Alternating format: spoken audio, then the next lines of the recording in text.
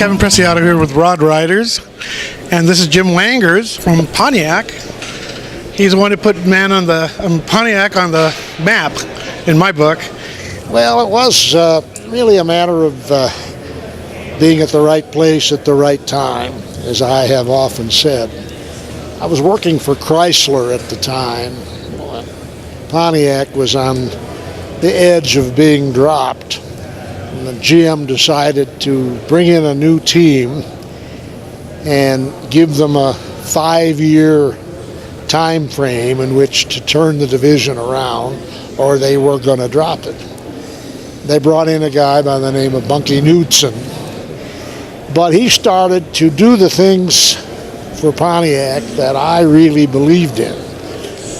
Here was an opportunity to really change the entire image of this car and be able to be out in front of this tremendous load of new buyers that were going to become significant by the mid-60s. So it was really, in a sense, no accident. I did everything I could to try and wangle and get a job at Pontiac. Finally impressed them enough that they did give me an opportunity to go to work for their ad agency. Knudsen and his team, that they were going to try to rebuild the image of this car called Pontiac around performance and fun and excitement and sportiness. Up until that time, Pontiac, was just a nice car. You'd look at a nice 55 or a 56, and you'd say, gee, that's a nice car. And they just re-engineered the whole engine. Instead of being a straight 8, they got down to a nice V8 configuration and overhead valve. They had everything going for them except image. You looked at it and you said it was a nice car, and then you had no place to go. It was a nice car. Well, that wasn't going to be enough. At that particular time, drag racing was coming into its own, and Detroit was extremely interested in drag racing because that was the opportunity for their own owners. You didn't have to be a professional racer to be successful on the drag strip. It's what wins on Sunday, sells on Monday. Well, that was kind of the overall philosophy. And with that, of course, came the wide track concept, which was a way of filling in the wheelhouse that was created in 1959 by dropping a wider body on the carryover chassis. The chassis was relatively narrow.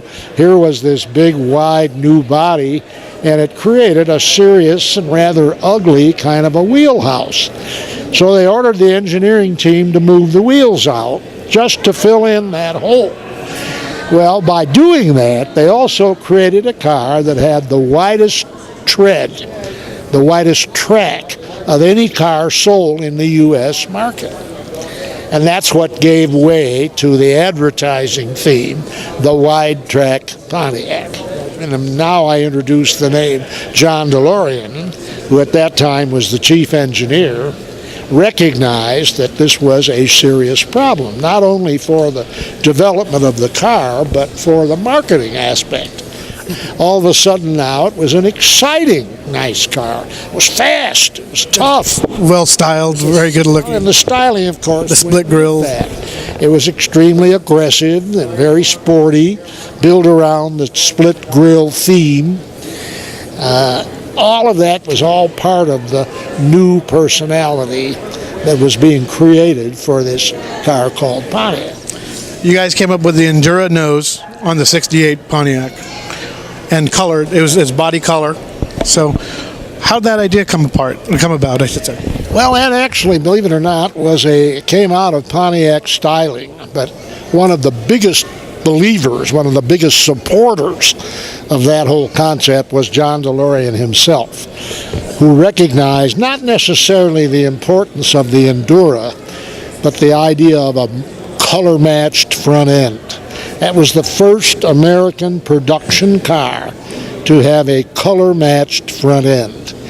And the fact that it was of this new rubber compound called Endura almost became secondary to the styling that allowed.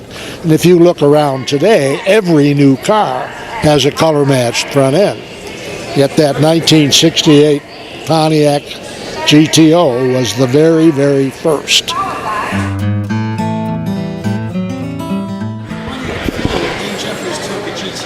He's the one who gave it to him. Jim gave it to him. We thought it was pretty bad, to be honest with you. They wanted to take it back, it seemed like. The only thing that was acceptable was the front end. You know, the car itself was almost a put down.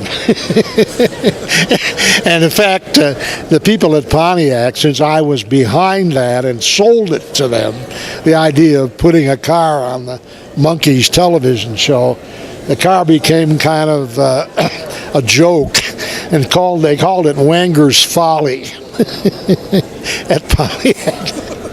But now the car is an iconic car now. Well, it's like anything else, you know. If it sticks around long enough and it's bizarre enough looking, it's become a real, as you said, an iconic collector, you know. That car was iconic for me because I always saw it on TV. It was something that you saw every week you saw it, and then later on in reruns every day. It always had kind of a goofy look, but that goofy look stuck in your mind. And it was at the time when you were like a little 3, 4, 5, 6-year-old kid, you're pretty impressionable, and you liked that car. Fast forward to 1981. Phil and I we take in a George Barris auction. It's like a house cleaning, a garage cleaning. What's there? The fuzzy one. George said he built that, and Dean Jeffries says, absolutely not. I did both these cars. So let's put the rumor to rest here. Do you know that if George Barris built a version of the Monkey Mobile? Absolutely not. The car was built by Dean Jeffries, was built for the producers. Pontiac did nothing more than pay the bill. After the show was over and they were no longer filming anything, they put the car up for sale, as those movie studios had a habit of doing. George Barris bought it.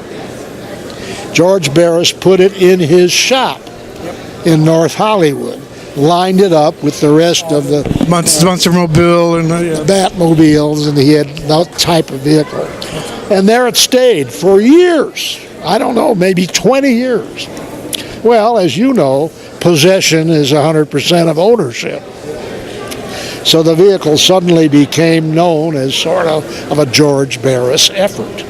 Even though every place Pontiac ever talked about it, I did in my book, Glory Days, I very clearly told the story that Dean Jeffries did the car. Well, Jim, it was very nice talking with you about your days at Pontiac. It's incredible to meet you, and I thank you for all your efforts that you did there. It's my pleasure.